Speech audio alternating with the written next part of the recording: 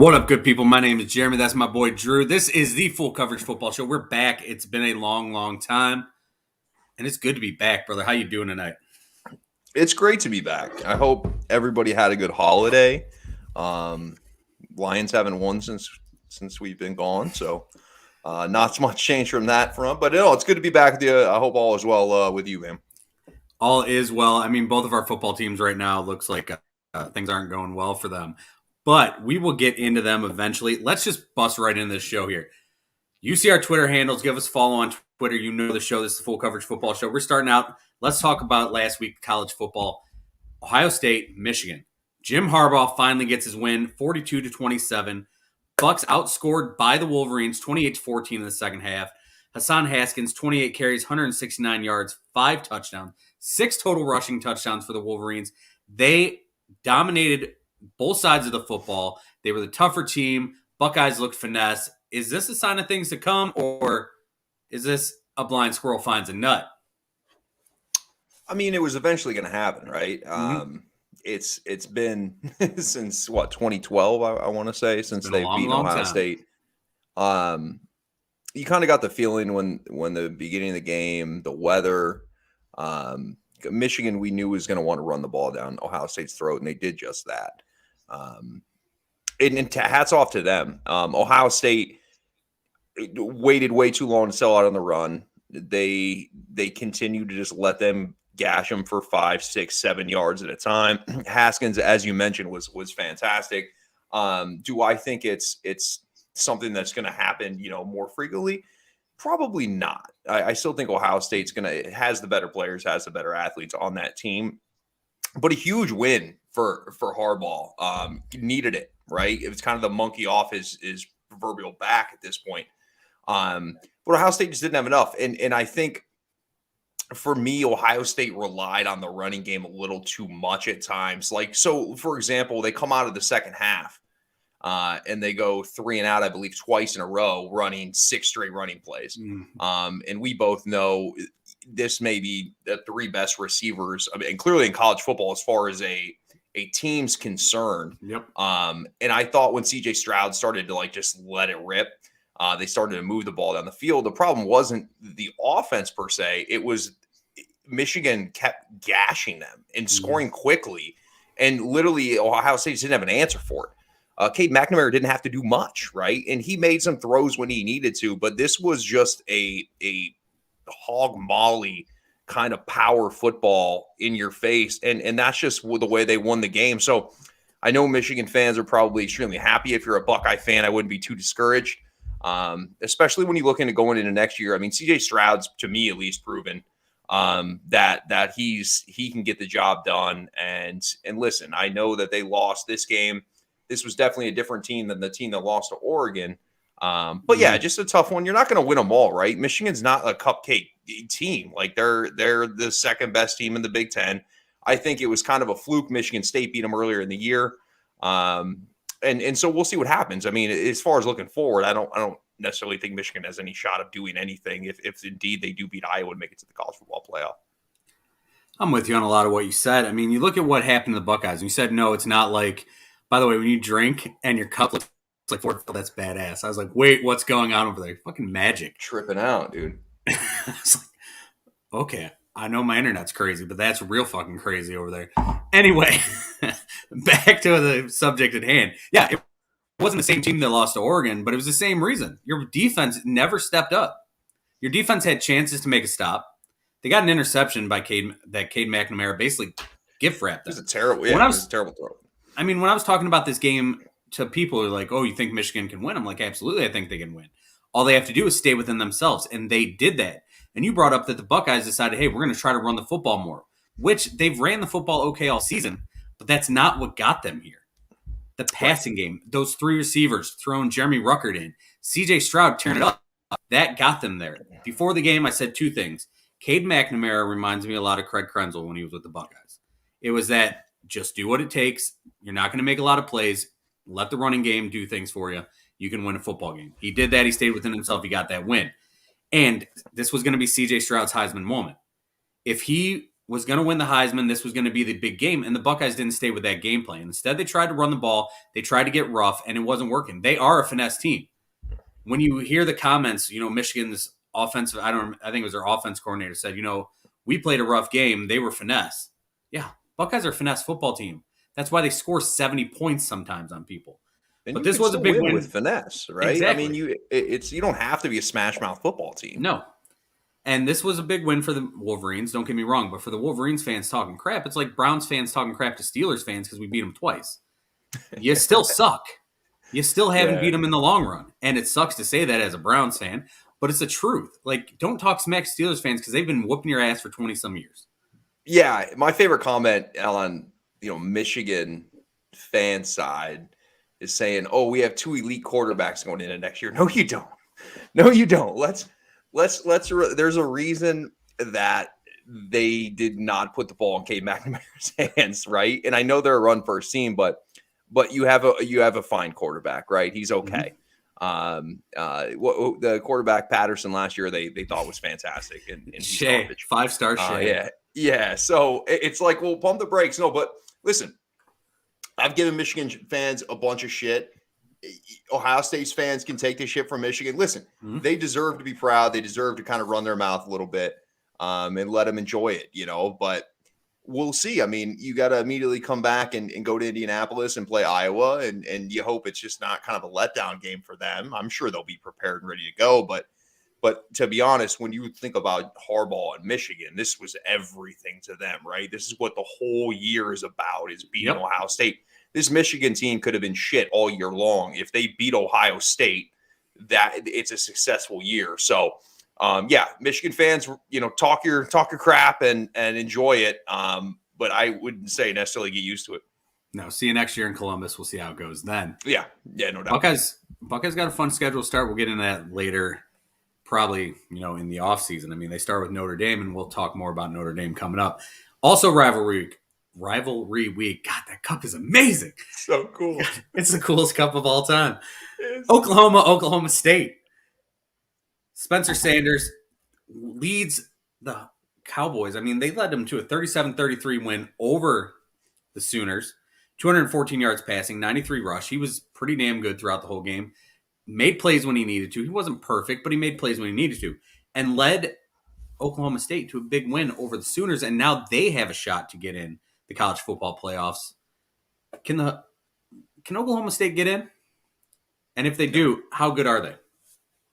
We don't even need to worry. I don't think they're gonna. I don't think we have to.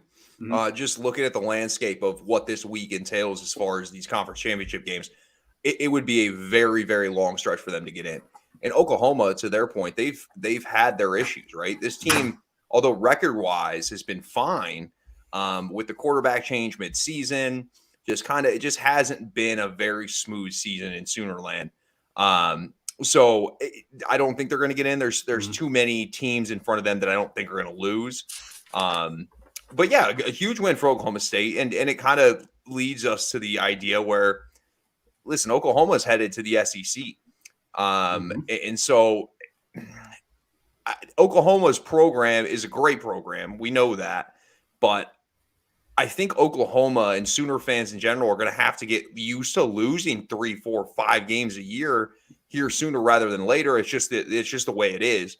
And I still think, regardless of what anybody says, Texas and Oklahoma going to the SEC, it just is not going to bode well for them, especially like Texas, for example, that is a blue blood, one of the most elite, biggest programs there's been. I mean, they've been bad, right? Yeah. As the last 5, really since Mac Brown left. Yeah. So Colt McCoy's the last time I remember them being relevant. Yeah. Colt's like a 10-year NFL veteran at this point. He's actually winning games over there for Arizona. But yeah, so I think it's this Sooners team's not great. And then of course you add on all that's transpired here in the last 24 to 48 hours or so. But as far as Oklahoma State goes, I don't think they make the playoff. If they do, they get boat raced. Oklahoma State win that game, or did Oklahoma lose it? You could say Oklahoma lost it. I just don't think. Again, when we sat here, in the offseason, we talked about Spencer Rattler, and we talked about everything that we thought about Oklahoma, and then it's completely 180 throughout the season, right? He's no longer starting a quarterback. He's in the transfer portal. Yep, now he's in the transfer portal. So Oklahoma, they probably an overrated team this year. I think Oklahoma State's an overrated team this year. I always struggle with the Big 12 teams, right? You always have. Just because they don't seem to match up well with other Power 5 teams, right? They're built with a lack of defense to an extent, high-powered offenses. But when they actually have to go play a team that could play some defense and everything's not so spread out and getting in space, they tend to struggle. And I think it's kind of the way across the Big 12 and the landscape that we've seen in the last, the decade to 5 years. Sounds like the way you were describing that Big 12 team. That sounds like the Buckeyes this year. It does. But I also think as much as it does, the Big 10 is better than the Big 12. And I think in the Big 10, Ohio State faces those kind of defenses, right? They face legitimate defenses where in the Big 12, Baylor beats Oklahoma. Baylor can't guard anybody. So there's really not a test defensively that they have to face throughout the year where Ohio State, playing a Big 10 schedule has to kind of play some legitimate defenses because the Big 10 is just built differently than the Big 12. I'm not saying that the Big 12 is not a great conference. It's just the way that it is. It's an offensive conference. Correct. Yeah, exactly. Where a lot of teams in the Big 10 still play both sides of the ball and want to do some smash mouth football, as you saw with Michigan this year. So we could go into college football playoff ranking and see if Oklahoma State can make it, or we could do the easy transition here and go right into Lincoln Riley. Let's do the Lincoln Riley thing. So, like you said, over the past 24, 48 hours, all that, after the game, Lincoln Riley suddenly becomes the head coach of the USC Trojans. Now, Lincoln Riley, 55-10 in Norman, 1-3 in bowl games, though, 0-3 in the college football playoffs, which makes you believe you're exactly right in the fact that you say the Big 12 teams can't stand up when they face tougher competition. Because he's never won, even though he's had Jalen Hurts, he's had Baker Mayfield, Kyler Murray, all pretty solid quarterbacks right now in the NFL. Well, maybe. But they're quarterbacks in the NFL regardless. And he hasn't been able to win a college football playoff game. 4 Big 12 championships, though. So he goes. It's been a quarterback factory since Lincoln Riley's been there. I mean, and you got to win with your quarterback, and yet they haven't done it in the biggest games. So now he moves on to USC and already goes to USC, gets Malachi Nelson, the number 2 quarterback in the 2023 draft or in the 2023 recruiting services rankings, whatever it is, behind Arch Manning. He gets him all ready to flip from Oklahoma to USC. Other players are going to do it. They just lost another quarterback who was supposed to go to USC. He is now a Buckeye official tonight, just before we came on. However, that deal that Lincoln Riley gets, $110 million. USC bought both of his houses in Norman for $500,000 over asking. $6 million LA home purchased for Lincoln Riley, and unlimited use of the private jet. Now, Lincoln Riley, the unlimited PJ use is fantastic. It is. It's unbelievable. It's so good. And you look at it. I mean, it's tough to turn that down. I get it. 6-year, $42 million is what he was working with. They basically double that. He's getting more money, going to LA, going to better weather. Is USC a better job than Oklahoma, though? So that was going to be my question to you, right? Okay. So let's think about it. So to your point, Oklahoma's made the college football playoff. Mm-hmm. Oklahoma is dominated the Big 12. It's just the way it's been. And so for me, the thing what has USC done, right? Like USC hasn't really been relevant since Pete Carroll. Yeah. Pete Carroll's been in the NFL for 46 years. Another 12 years. It's like the Colt McCoy. I mean? Texas and USC, they were like relevant the last time they faced each other. The Vince Young game. Yeah. Reggie, but yeah. It feels like that. So for me, the USC job is more appealing for a multitude of reasons. And I think once Oklahoma does go to the SEC, I do think USC becomes the better of the two jobs. And I think Lincoln Riley, to an extent, knows that. Was he scared of the SEC? I think so, right? I just think that Lincoln Riley, to me, is he sees the landscape of what the SEC is, and I just don't think he has success there. Certainly not right away, especially when you're all of a sudden you're not recruiting against the Big 12 schools, you're throwing in the SEC schools. So now you're recruiting against really powerhouse schools. And I think it was the easy road out for all the reasons you said. I mean, they basically, USC said, what do you want, right? You will buy your house. We'll buy you a house. You can have the private jet. We're going to, compensate you handsomely. So I do think the USC job today might not be as great as Oklahoma and the success Lincoln Riley's had at Oklahoma.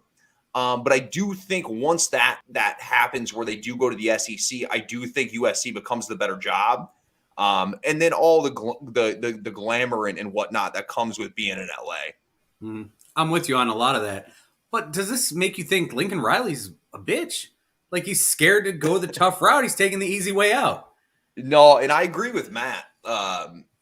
He's going to have a tough time in the SEC, right? And I think this was a business decision. Is it a bitch decision? Probably. Okay. Potentially. But I think it's also saving the fact of him getting ridiculed and talked about in the media not being necessarily the great coach that we've come to think of him for being. I mean, keep in mind, Lincoln Riley's been a guy that has had interest in NFL head coaching jobs. He's an offensive mind. And so I think that this kind of alleviates any of the talk on the outside, because I do think he can immediately go to the Pac-12, recruit better than anybody in that conference. He already has. Have some pretty quick success, right? And so Is it the bitch move? Yes. But it's also probably wasn't Lincoln Riley's idea to go to the SEC. I mean, the head coach is making these decisions. No, this is going on the AD, so it's probably a business decision, and it's probably a pretty damn good one. Yeah, it is. It's the easy way out, I feel like. But I agree. You're right. It is probably the best move for him because he can keep that aura of, I'm Lincoln Riley, offensive genius, because he doesn't have the expectations that he had at Oklahoma. Before Lincoln Riley took over, Bob Stoops kept that a damn solid program all throughout. And now Bob Stoops is going to coach him for the college or the bowl game there. But anyway, going to USC, the expectations are like, we're going to expect you to win. But a 10-win season in the Pac-12 for USC, they're going to be like, we're on our way back. We're excited. A 10-win season in the SEC with that team, with the way you play defense, that wasn't probably going to happen. You're basically looking at becoming Mississippi State eventually, where you're the 8-win team. Maybe you can upset people because LSU has been pretty damn good. We'll talk more about them in a little bit. But Bama is obviously the best team there. You've got Georgia just dominating. And USC is going to be a powerhouse in the Pac-12. He's going to turn that program around. I have no doubt in my mind. I like Lincoln Riley as a coach. It was a smart business decision. There's nothing to me that in 2 to 3 years from now tells me that USC, I'm not going to say is back to the prominence that they once were, because I don't know. It certainly could be. But as far as the Pac-12 goes, they're going to be running that conference sooner rather than later. And I would expect it to be a quicker turnaround. A lot of the times it's tough because, it takes time to get your recruits in in the game, right? To be part of the team. I also don't think USC is short of talent. Now, I think that Lincoln Riley and what he'll be able to do offensively is going to immediately be a benefit for them. But yeah, don't be surprised if he turns that thing around right away. And don't kid yourself that Oregon or UCLA or any of those teams are the powerhouse in that conference. And he knows that. He knows that he can recruit his ass off and get pretty much any kid against any of those teams, and that's exactly what he's going to do. Listen, if you can recruit kids to Norman, Oklahoma, which I've heard is a lovely place, then you should have no issue getting them to Southern California where the weather's beautiful. I mean, the girls are hotter on campus, so I've been told. I'm an old man now, trying to sound creepy. True, right? But, I mean, come on. There's nothing wrong with Norman, Oklahoma. I've heard great things about it. But Southern Cal, there's the legend of Southern Cal. You got Hollywood. If you're a star for USC, think about what it's done for players like Reggie Bush. NIL too, right? And with that, indeed, I mean, the amount you can do there, unbelievable. No, imagine being a kid signing for like $3 million with a name, image, likeness contract and being in LA. Like, insane. what a time to be alive, right? Like, oh man, if I didn't have these giant ass ears and I wasn't fat and unathletic, man, I would really be going places. Oh man, it's ridiculous. Could you imagine that though, as a kid now? Like the name, image, Great. likeness. It's great because they deserve the money too, because of the amount of money they bring into these schools. Yeah. And yeah, Quinn Ewers here at Ohio State got $1 million. Kid hasn't even. Let's played it talk down about that or real anything. quick. I know that's off topic. That's what we do here. Let's go off topic. How Stay does with that us. work, right? You can't just put CJ Stroud, like, what do you do, right? And I know that kid's, a senior in high school now, but he's already made millions of dollars or a couple He's a freshman at Ohio State. He graduated early. He's there. Yeah, He's but technically so a like redshirt what? freshman. So if you're that talent that Quinn Ewers is, if you're not getting the starting opportunity, are you hitting the transfer portal? And if you're Ryan Day, what do you do from that perspective? You can't just take CJ Stroud out. He's been fantastic. He has been. But you also probably told, if you're Ryan Day and you're leading that program properly, which I think he is, you're telling Quinn Ewers, yes, you're coming in this year. You can learn that offense. But then next year, we'll say, hey, you can kind of compete, but if CJ's done well, CJ's coming in as a starter. But you know that he's there. Jack Fox is it Jack Miller? One of them, whatever the kid is. Jack Miller, who played like a few downs. He is now moving Jack out. Fox He's in the punter for the Lions. Okay. Yeah, it's Jack Miller. Not the punter for the Lions, even though I'm sure he wants to get in the transfer portal sometime. I'm sure he does. But it's Jack Miller. He wants to transfer out, probably going to do it. It's going to happen. He's going to be gone. So for Quinn Ewers, maybe he plays next year, maybe he doesn't. But back to the transfer portal, because I had another question that was more on topic, but we're going to get back to it. You said that USC, with Lincoln Riley, he's not going to get the players he's used to right away. They're not going to be his guys. What if Spencer Rattler uses a transfer portal, goes to USC, Why? starts at USC? Hey, he knows He the benched offense. his ass. He He benched did. his ass. But he still knows the coach. He still knows the offense. Is he a better option going into USC next year than what they got? Yeah. It depends. I mean, I also think solid Spencer quarterback, but Rattler. There's reports out there that he kind of, I don't want to say like it was half-assing things, but like clearly the way he played, he had a stretch where he had, I think, 1 touchdown in 3 games against terrible teams. Lincoln Riley was correct by benching him. I just don't know how that relationship is moving forward. You know what I mean? And he certainly could. The dude entered the transfer portal as soon as he could. But yeah, it'll definitely be an interesting one to keep an eye on. And for Rattler, maybe that woke him up because the kid has been damn good at everything he's done, and now all of a sudden things got tough and he had to figure it out. We'll see. But let's go on to a comment that I loved on Twitter. Lincoln Riley says about USC, this is going to be the mecca of college football. And immediately, Oklahoma linebacker Nick Bonito tweets, yeah, he told us that last week. Phenomenal. Because you know it's so true. good. That's what happens with these coaches. And when you look at it, after the game against Oklahoma State, they said, hey, are you going to LSU? And he said, nope, no interest in going to LSU. You didn't ask the right questions. You did not at all. You should have asked, are you planning on going anywhere? Maybe would have made him look more like a liar. He's like, nope, I moved that around you. I finessed y'all's asses. Moving on. So, speaking of guys who just kind of leave, and they're kind of shady, we're going into our favorite head coach, one of our favorite head coaches. Maybe the guy we rip on more than anybody as a head coach. Magic Cup is back, baby. Love the Magic Cup. Anyway, Brian Kelly, Notre Dame's head coach. This is incredible. I'm transfixed. You want to see the line right there? Fantastic. Anyway, Brian Kelly, Notre Dame's former head coach. This is a guy who, remember, Brian Kelly killed a kid and then he did practice for 20 minutes afterwards. Brian Kelly is a guy who had scumbag. He had coaching assistants, Matt LaFleur and Robert Saleh, 2 pretty good coaching assistants, both NFL head coaches that he invited to a party, so they thought. And then they became valets and shoveled the driveway. And then it came out he did it to multiple coaching assistants because he's just not a good dude. So anyway, Brian Kelly, who had Notre Dame's job, 263, 96-2 in his coaching career, 6-5 in bowls, 0-2 in the college football playoffs. So these 2 coaches who leave pretty damn good jobs at Oklahoma and Notre Dame combined 0-5 in the college football playoffs. He takes over for Ed Orgeron, who might be one of our favorite coaches outside of Mike Leach. We love our coach, oh man, he's a great coach. Whatever You he sound says. like Kermit. You sound like Kermit. Go ahead. It's like half Pat Mahomes, and then the coach gets into it, and I'm Kermit. But anyway, it's like a mix.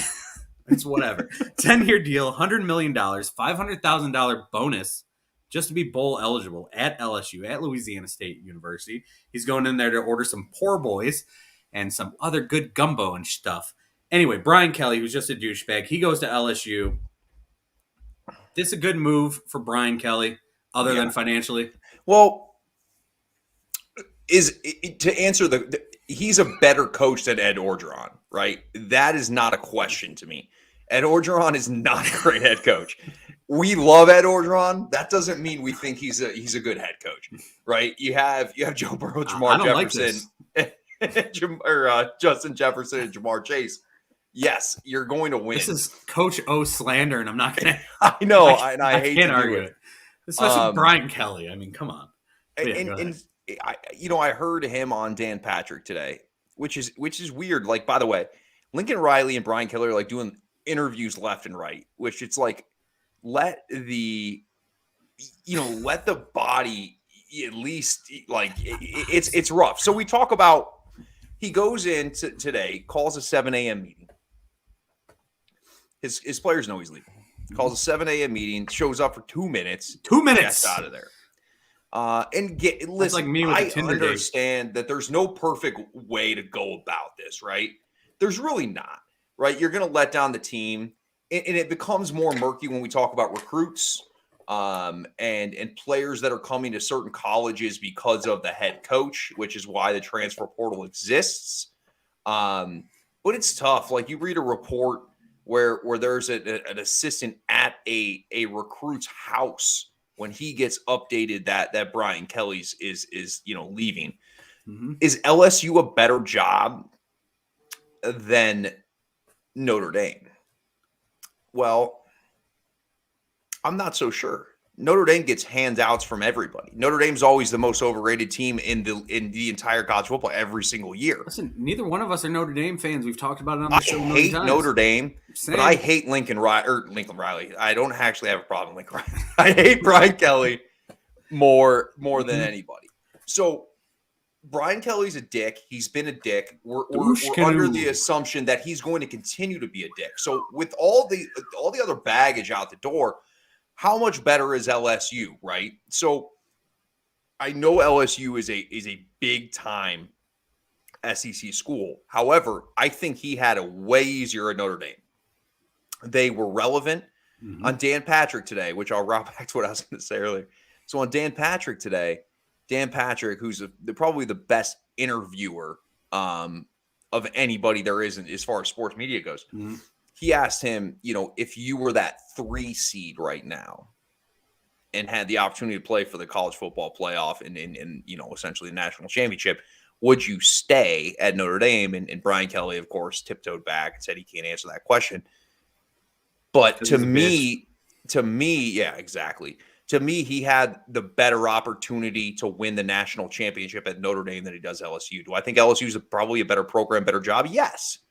But again, you're going to a program where it's going to be more difficult to achieve what you want to achieve. Mm-hmm. Where for Notre Dame, they've been in the college football playoff. They've been in the fringe of the college football playoff.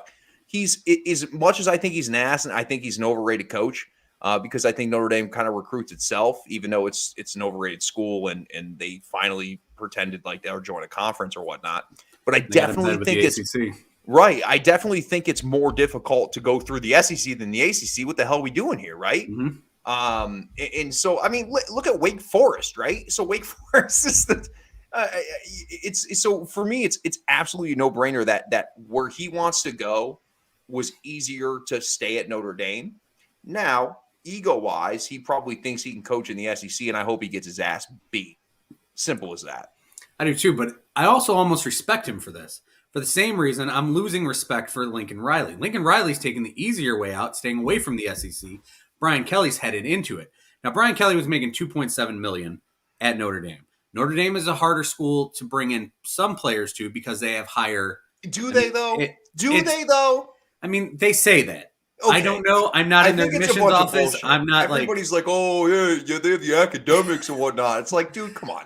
I'm not Like, looking at a kid who got a 592 SAT because he spelled his name wrong and putting a Manti one Te'o in had a front of it. fake girlfriend. Like, what kind of education are they providing over there? I mean, he was smart enough to get away with it for a little bit. I mean, Christ. hey, he taught us all what catfishing was, He allegedly. did. We did learn. And then there's a show that came Yeah. out. Those Hey, people there's on a show. catfishing. Oh, Manti Te'o. But they do, damn it.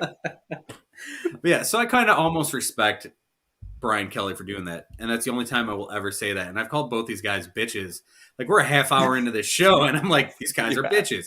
But you look at these guys, they're both possibly overrated. They haven't won in the college football playoff. For Brian Kelly, yeah, it's a ton more money. It's a maybe easier school to get guys into academically, but it's a harder conference. But for Brian Kelly at this point in your career, maybe you're thinking, you know what? I've done all I can maybe at Notre Dame. Let's see how damn good I really am. You know, his ego tells him he's probably better than Nick Saban. He's wrong, but his ego probably tells him that. So for Lincoln Riley and Brian Kelly, good luck to you. I hope you both fail because it'd be great for me to watch. I'm as a not Buckeye so fan. sure how good he is X's and O's. We're about to find out. That's the thing. Like, I'm not sure he is that good with the X's and O's. I think he can go into a living room and tell a recruit the reasons he should come to Notre Dame, blah, blah, blah, throw in that fantastic education and whatnot. But when it comes to X's and O's, I'm not sure how good he is. And you're right. We're certainly about to find out. And I think it's going to it's hard to say this, but LSU is kind of a bare cabinet at this point. And for being a prominent school, they just don't have a lot of talent there right now. So we'll see what happens. Bold move for Brian Kelly. It is. And I'll give him props for that. He's got the balls to do it, but he still killed a kid. He's still a douchebag. And that's all I got to say about that. So we look at the guys who have gone. Now, who are the guys who are going to come in and replace them? Who takes over at Notre Dame? Is it going to be Marcus Freeman, Luke Fickell, Urban Meyer? Is it Tommy Rees, the offensive coordinator? Everyone's looking at the defense coordinator. Is it maybe the offensive coordinator? Who do you think ends up at Notre Dame? I think it's Luke Fickell's job to turn down or not, right? Okay. He has to be the first guy on the list for them. However, look at where Cincinnati sits right now, right? And certainly your opportunities are going to be, better as far as having the opportunity to get to the college football playoff at a Power 5 school. Luke Fickell was the guy that they need to go get. That would be my pick for this job. And if you don't get him, then you go internally, to your point. I think that you hire somebody from the staff, see how it goes, and then kind of play from there. It's tough for me when you look at the two job openings, Oklahoma and these are going to be two completely different coaches that take these programs. And I think that the people that are going to be considered for the Notre Dame job aren't necessarily going to be considered for the Oklahoma job and vice versa. Yeah, when I look at who I've gotten written down here, the names don't overlap at all. Right, yeah, and I think that's right. Yeah, I really do, because it's different systems, different jobs. We talk about the Big 12. It's just a different way to run a football team. And when you look at Oklahoma's hiring history, it's always been guys in their 30s, young up-and-comers, even going back as far as, you look at Bob Stoops when he got the job, young, 30s, grown up. This could be a Mark Stoops job. I doubt it. I don't think they go in the family. I think Mark Stoops stays at Kentucky. He's won in the SEC. But for Notre Dame, before I move on to that, Marcus Freeman's already got an offer to go to LSU to become the defense coordinator, highest defense coordinator in the nation per sources. That's a tough thing for him to pass up. Or does he sit there and wait? Because Notre Dame necessarily hadn't said, hey, this is our interim guy. We're not even looking at that. We want to find our head coach. They still have a chance to be in the college football playoff. And that's because when you look at the four teams in, Georgia, Michigan, Bama, Cincy, Georgia and Bama play each other. If Bama loses to Georgia, does that 2-win or 2-loss Bama team get in still? Based on you'll have a 1-loss Oklahoma State, a 1-loss Notre Dame. Then you got Cincinnati, third-ranked team in the country, playing the 16th-ranked team in the country in Houston. If Houston upsets Cincinnati, Notre Dame could slide in there. Michigan's facing Iowa, who at one point was a second-ranked team in the country, which was not correct at all. We mentioned that the last show we were on. But they could still lose to Iowa. All these teams that, if Georgia wins, the other three teams could lose it. We could see speaking of Oklahoma State, we could see Bedlam in the college football playoffs, and Notre Dame gets in there. We're looking at a mess here based on Brian Kelly leaving. Yeah, I wouldn't expect any of those hires to happen until the smoke clears and these games get played, right? I would not expect for you to hear a coach announce at either of those schools for a little while. Okay. I think that the vacancies from the other two teams, what I think is coaches will decide to go head to a program right away. But so let's take Luke Fickell, for example. Luke Fickell is not going to agree to go to Notre Dame when his team definitely has a realistic chance of playing this Final Four. It's not going to happen. And here's the deal: Luke Fickell has been extremely loyal to Cincinnati. He's said all the right things. But if Luke Fickell's smart, he goes to Notre Dame because that is a way higher step than playing at Cincinnati. It's just the way it is. But I don't think that you see a hire for Oklahoma or Notre Dame until after this week and that the 6 years between the last game and the college football playoff, because it seems like it takes forever between the two. If you are a Notre Dame fan and you want Luke Fickell, you're a Houston fan this weekend. Simple as that. Because if they lose that game, I think there's a chance Fickell could be to you he could possibly be coaching the college football playoff for Notre Dame. That's how that could happen. Does it happen that way? Probably not. Cincinnati probably wins, but that's what you're hoping for. Now, looking at who Oklahoma can go after, I do have Mark Stoops, Josh Heupel, who, yes, he said he's go Big Orange, tweeted it out, #GBO. He's looking to stay at Tennessee, but he's also a former Oklahoma quarterback, so we'll see. Brett Venables, defense coordinator at Clemson. Is he a guy who could finally take the next step? That would be my pick for Oklahoma. Or spent time there. Time there is I believe, a DC and a linebackers coach. He makes a lot of sense for me. If I were to pick, I would be Venables as well as Luke Fickell to fill the two open positions. But again, it's tough right now because I think other dominoes will fall where we'll get kind of a clearer picture here in the weeks to come. Or the other guy I got for Oklahoma, is it Matt Campbell time to leave Iowa State, stay in conference? Apparently, Matt Campbell just doesn't want to leave Iowa State, dude. He's comfortable. He's at NFL offers. He's at college offers. He apparently is a cyclone, and I don't see him love flipping for God. No, so do I. I just think as a college coach of his talent, eventually you have to make the step. Otherwise, what are you doing? Right? You can't just sit at Iowa State and expect it to compete for college football playoffs, win national championships, things like that. I get wanting to build a program, but he hasn't even built a Luke Fickell type program at Iowa State yet. So we'll see. But I do like what you said. Venables to Oklahoma, Fickell to Notre Dame. We shall see. Coming up, I mean, looking at the college football ranking, do you see any of those teams? Obviously, one team is going to lose. But who do you see in your Final Four? It's tough because what do we do with Alabama? I don't necessarily think a two-loss Alabama team, and Alabama will lose to Georgia. Alabama should have lost last week. I don't think they have 76 overtimes or whatever. I don't think Alabama should be. Go ahead. Oh, the 2-point conversion. The 2-point conversion bullshit sucks. Terrible. Terrible. It's basically like resolving a MLB playoff game by like a bunting contest, right? No, nobody wants that. I would actually prefer to see a bunting contest where you have like baskets in the infield, and you get 2 points if you can bunt it perfectly down the third point or the third baseline. You get 1 point if you get it to short, but perfectly in the basket. I would almost prefer to see that in the stupid 2-point conversion. Go back to the fun of starting at the 25 every time. And I get maybe it's for player safety. Maybe it's so it doesn't go so long. But come on, 2-point conversion. So the problem is you could say player safety, but none of the players want to have the game settled on a 2-point conversion. One single play, you go in, you're like, okay, we've been cold. We've been sitting because the team that had the possession last starts. So you got a team that's cold going out after the other team maybe scored. And then, it's just trash. But go ahead. Whatever. You were talking about Georgia and Alabama. Go ahead. Back to that. Oh, yeah. Georgia's going to beat Alabama. I think Georgia's – we said this in the offseason. Georgia's the best team in football. Georgia's best team. Didn't expect their defense to just be ridiculous, right? They're giving up like 76 points total this season. It's one of the best defenses I've ever seen. Yeah.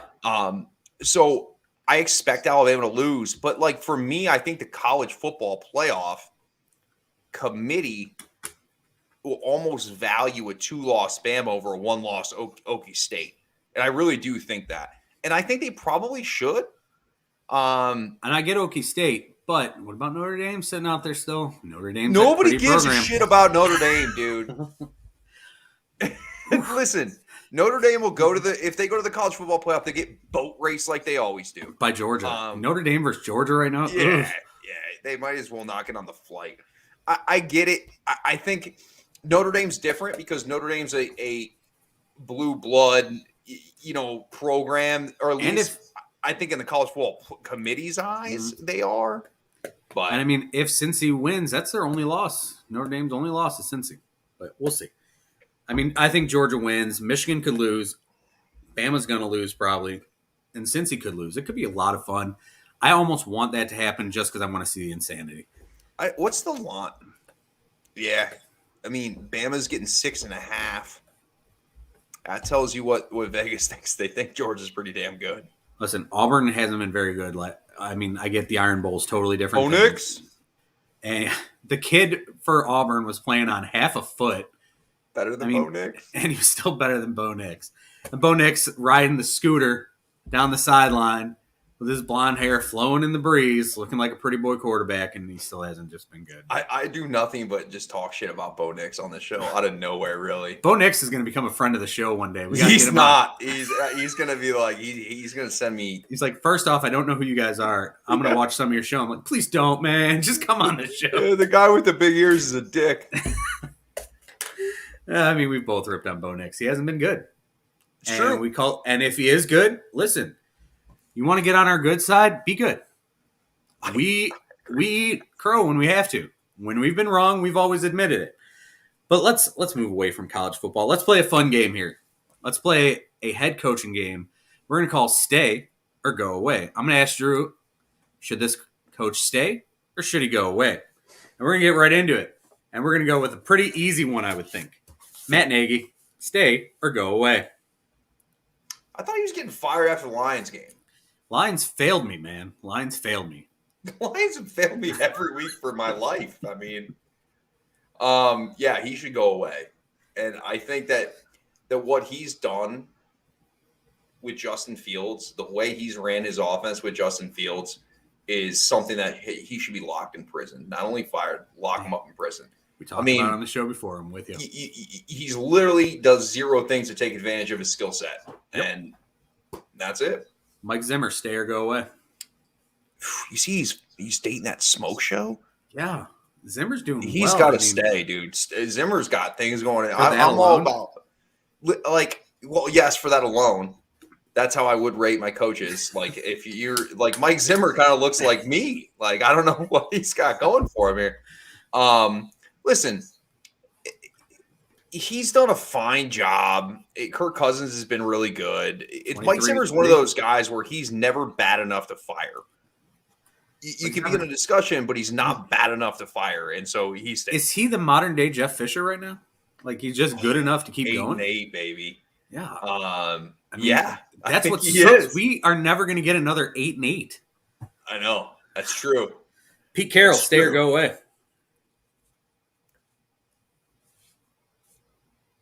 I actually think there's potential for him to not get fired, but retire. Right? And here's is it the go reason. away?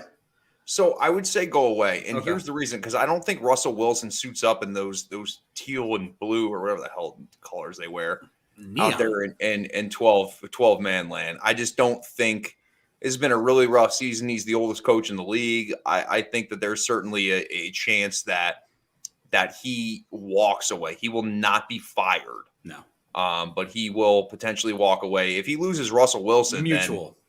Yeah, because Russell Wilson's basically he'd have been potentially fired 3 or 4 years ago without Russell Wilson. Russell Wilson's kind of kept the glue and everything together, but this year it just hasn't been that way. And, hey boys, and that offense has been Metcalf on that team. Yeah, they forget. Don't forget about him. You've killed me in fantasy 3 weeks in a row. Joe Judge, stay or go away.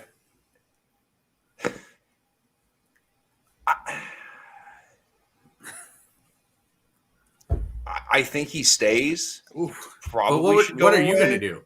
Oh, I'd fire his ass. Okay, go away then. We're going to Give go me with Freddie that. Kitchens all day. Freddie Kitchens, baby, always great as an interim. Give him someone else's playbook, someone else's rules, and he'll drive the bus. I mean, imagine being on a team with Joe Judge and Jason Garrett. I know Jason Garrett's since been fired, but That's a no seasoning kind of Thanksgiving dinner. Danny right there. Dimes is like, this sucks. Speaking of Danny, Dan Campbell, stay or go away. Stay, for sure. Kevin Stefanski, stay or go away. Stay, for sure. I'm with you on that. However, Browns fans, stop the bullshit. Yeah, you're 6-6. Your team wasn't Lions as good as you fans thought it too was. stop the bullshit. Like, People are like, well, look, Matt Nagy was head coach of the year his first year, and now look at him. do they remember Hugh Jackson?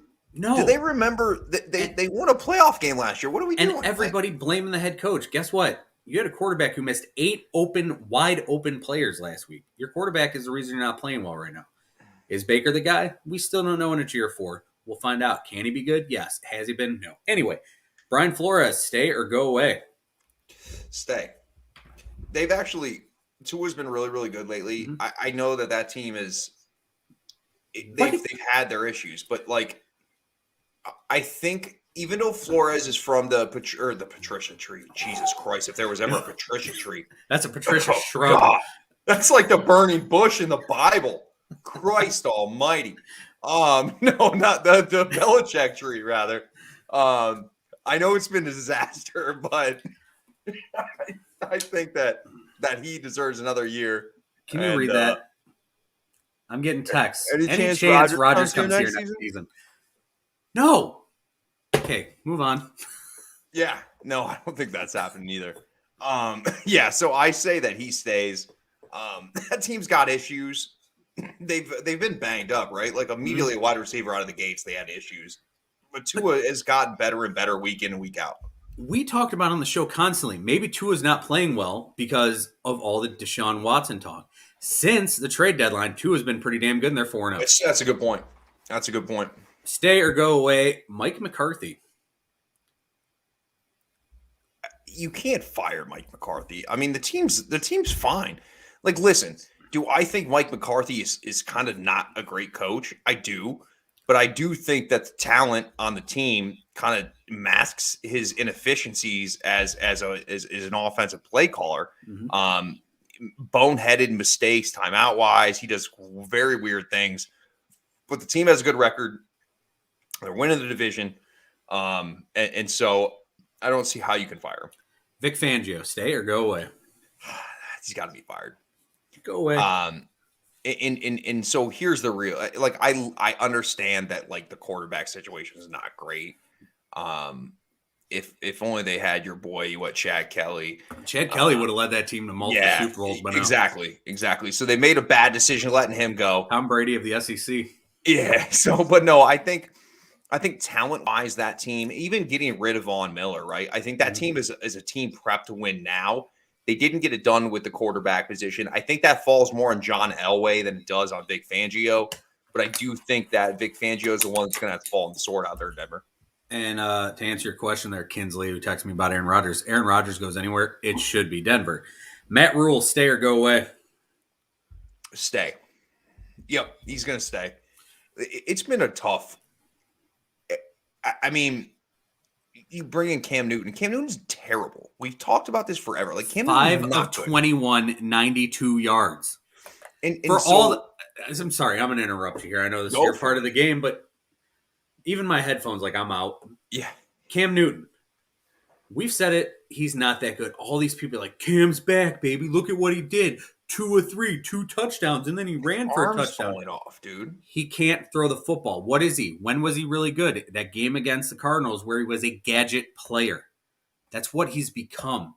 Hell of a football player for his career. Right now, I can throw the football harder and further than him. And I'm a fat piece of shit. Okay? Yeah, I can throw it over that mountain right there. Don't worry about it. I can do that kind of shit. That's right. Robert Saleh, stay or go away? Stay. We got to stop with the 1 year firings. Like Lions fans are calling for Dan Campbell. It's like, dude, this roster is a disaster because of Matt Patricia's scumbag ass, right? Like look at Darius Slay. Best corner in the league. Best corner in the league. Let him go. Let him go. And told him to S a D to his face. If Matt Patricia was the head coach of the Detroit Lions right now, what's their record? -1 win. They take away the tie. We'd be just they wouldn't even tie. Urban Meyer, stay or go away. Stay. He's gonna stay. I listen, Urban. You could think that Urban would run in the middle of the night to take one of these college Notre football Dame programs, That was but one of his he's not favorite going to do spots. that. He's not going to do that because he's already kind of done that multiple times. I think that Urban will end up getting fired next year. Halfway through the season. Yeah, potentially. I mean, again, I'm talking like you got to give guys at least 1 year and think of like the class he brought in, right? You bring in a rookie quarterback, your rookie running back gets hurt, doesn't play a game. There's a lot of issues there. The Jags defense is not what the Jags defense was. There's just a lot of problems there that aren't his. Like he inherited these problems. So I'm not saying that he's necessarily going to be good, but he definitely deserves another year. More respect to you if you stay. And finally, David Culley with the Texans. Stay. What's he supposed to do? Hey, we just went through the list. He probably sucks, right? I don't think he's very good, but like nobody wants that bum-ass job. Hey, he took it, and you know what? They've been competitive in some games. I'll give him credit for that. They've been all right. I mean, listen, when Tyrod Taylor plays, although, God bless it, Tyrod Taylor was putrid last week. But yeah, look at that dominating lead by me. Yep. Once again, you have the lead. We're getting late into the season here. 5 weeks left of the NFL season. Let's get right into it. Dallas Cowboys 7-4 at New Orleans Saints. Who you got? Dallas. I mean, it sounds like they're trending to Trevor Siemian to sit on the bench. Taysom Hill. And that brings us Taysom Hill. I'm Mormon Tebow. Still unsure that he can throw it all. So give me Dallas. Listen, White Cam Newton is not going to do any better. Okay. Mormon Tebow, White Cam Newton, whatever he is, he's still Taysom frickin' Hill. They probably say he's like hard nosed and like tries real hard though. He definitely is. All the white guys do it. You know, he's tough. He's a grinder. Yeah. He's a gamer. Listen, John Gruden's not coaching. First guy in, last guy out. And he's got naked pictures of Sean Payton doing something crazy. Has to. Tampa Bay Buccaneers led by Tom Brady, who, hang on, sudden thought moment. Have you watched Man in the Arena yet on ESPN Plus? The Tom Brady documentary. No, I haven't. Do so. It's pretty good so far. I think Tom Brady's become like a pretty cool dude to like ever since he kind of got out of the Belichick Death Star. He's a likable son bitch. Yeah, he is. It sucks that like the best player ever is like also super likable. Like I wish I had some of those traits. You do. You're likable. In fact, some would say you're super likable. I've heard it. Yeah. Those exact words. Super likable. That's from my wife. Probably wasn't from my wife. Tampa Bay Buccaneers 8-3, Atlanta Falcons 5-6. Who you got? I'll take Tampa. Although Tampa's been suspect in spots, Atlanta's a dumpster fire. Kyle Pitts has one red zone target since week 6. That's not how you run a football team. Especially when Calvin Ridley's out. And I heard Cordell Patterson's a reserve at safety. Would love to see that. God. Cordell Patterson, man. Does it all, dude. He's a jack of all trades. I know last year we had Joseph Hurf, I believe is his name. Who was the kid from we talked Bears with? And they were talking about using Cordell at running back last year. And you're like, no, that's the stupidest thing I ever heard. Now he's one of the best fantasy running backs in the league. It's crazy. Arizona Cardinals, Chicago Bears. Who you got? I think Kyler and Nuke come back this week. I also think Matt Nagy is just a disaster of a coach. So give me Arizona in that one. Give me Arizona by 70, and then Matt Nagy fired. Los Angeles Chargers 6-5 at the 7-4 Cincinnati Bengals. It's gonna be a fun game. Who you got? I think the Chargers have to get it right now. They've really kind of been slipping. I don't think they had a win, if I'm correct, in the month of November. I think they have to get it right, and I think they do this week. I'm going to take the Bengals. Joe Burrow, Jamar Chase get back on track together, hopefully, and we will go from there. Minnesota Vikings 5-6 at the Detroit Lions. Lions get that victory? No. You know what? I think they do. Why? Because I got to pick against you. I'm one game behind, and I'm going to die on the Lions Hill with Ford Field right behind you. Is there any is it burning down behind me? Maybe I can add some like fire emojis next week. Indianapolis Colts 6-6 at Houston Texans 2-9. Colts.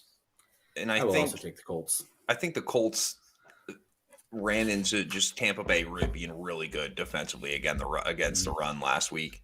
And I think that it's a completely different situation. Jonathan Taylor goes off. Jonathan Taylor, damn good football player right now. New York Giants at Miami Dolphins. Who you got? The Dolphins. It sounds like Mike Glennon rather, with his giant neck. So big of a neck. Yeah. Human giraffe. Go gadget neck. Yeah, for me, I will I gotta fade that. And I also think that Miami's been clicking. They have been. Philadelphia Eagles 5-7 at the New York Football Jets 3-8. The Eagles. And the Eagles have kind of been, I don't want to say good, but I think they're kind of finding a little bit of a stride here. And so it's Nick Sirianni or whatever the fuck the guy ever say his last name. Sirianni, rather. Pardon me. He's actually learned that they can run it. He like the first 7 weeks, he didn't think like you were allowed to hand it off. He didn't know the rules, but I figure you need to know these things before you become a head coach. But right, he learned. He's a quick learner. Yeah, Matt Patricia was the head coach. And for the Eagles should be 6-6 right now. But if it wasn't for Aguilar 2.0 and Jalen Reagor, who had 2 touchdown passes bounce out of his hands, one almost resulting in an interception, and the other ending the game. He stinks. My goodness. And he was picked 1 pick ahead of Justin Jefferson. Now, I liked Reagor coming out, but what the hell happened to your hands, boy? Jacksonville Jaguars 2-9 at the LA Rams 7-4. I'll take the Rams. Stafford's been ass. He is terrible. He has been. And is this injuries or is the league catching up with this offense and what they were doing earlier? I think Stafford's just Stafford. Stafford can't beat good teams. Or is it just OBJ going to a team and then ruining them? I mean, he it's get the not touchdown. That. He got the touchdown last week in garbage time. Let's face it. It's not that. Stafford's thrown 3 pick sixes in 3 weeks. I mean, this is the Matt Stafford I know, and I love Matt Stafford. You know I love Matt Stafford. Matt Stafford continues to not be able to beat opponents that are over 500. It's just that simple. Matt Stafford 3 weeks ago was an MVP frontrunner. Yep. Now he's not. Washington football team 5-6, led by Taylor Heineke. Look out, they're coming for you against the LA Raiders. LV Raiders. Give me Washington here. Washington's doing good things. Antonio Gibson's starting to get it going on the ground.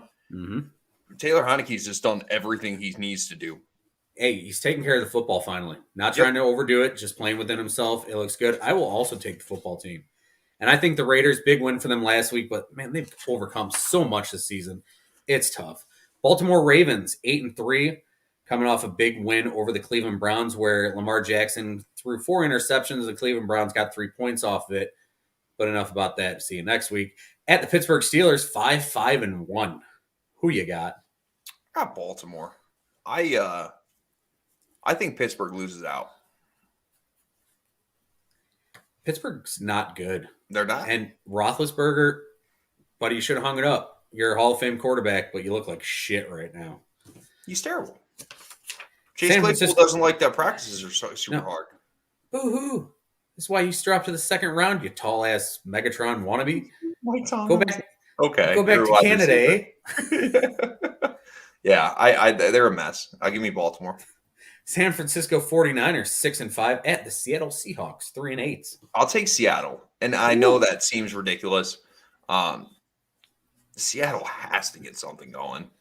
You would think, and so I don't have like data or like really points to prove this. I'm gonna take Seattle. I took the Lions, so I have nothing for that. It's really no data to back that up. I'm taking him because you're not. Denver Broncos 6-5 at Kansas City Chiefs 7-4. How are the Broncos 6-5 and yet one game behind the Chiefs? They were 5-2. Yeah, they were 3-0, then 5-2, and now they're 6-5. But give me still crazy to think. I will also take Kansas City coming off the bye. Hey guys, let's go out and have some fun. Anyway, Pat Mahomes gone. New England Patriots, the hottest team in the NFL, led by Mac Jones, flexing in the end zone. Mac Jones, Big Mac Daddy, led by Ramondre Stevenson, led by Damian Harris, Kendrick Bourne looking like a number one receiver, and that defense getting nasty. They're playing the Buffalo Bills, who can't run the football, but they're putting the cheetah Matt Breida back there in Buffalo. This is in Orchard Park at Highmark Stadium. Wait, did we say Seattle and how they got Adrian Peterson on the practice squad now? No, we didn't. Pretty much a game changer. Seattle definitely a dub. Beastquake. That's my point to back up Seattle. I can't argue that. Mainly because I don't want to. You'll get hit with the switch if you do. Pats Bills. Who you got? I'll take the Bills. I'll take the Pats. Yeah, I don't blame you for taking the Pats. I mean, the Bills have struggled. And the Pats have been really, really good, but I'll roll with Buffalo. Yeah, Buffalo should win that game, but I got to catch up a game, and I'm probably not going to do it with the Lions. So let's finish off the show as we always do. Ward's Wagers, you're 23-15 against the spread this season. What do you got for us tonight? I'll take Dallas on the road in New Orleans again. Taysom Hill potentially starting. I don't have tons of faith. Micah Parsons been fantastic, by the way. That he has. Didn't better as a necessarily defensive end, even. Yeah, they'll line him up kind of anywhere right now, and he's been really, really good. It's 4.5. I'll take Dallas in that one. And hey, you know what? Going into I'm going to interrupt you again because that's what we do here. We just talk about random things. We do.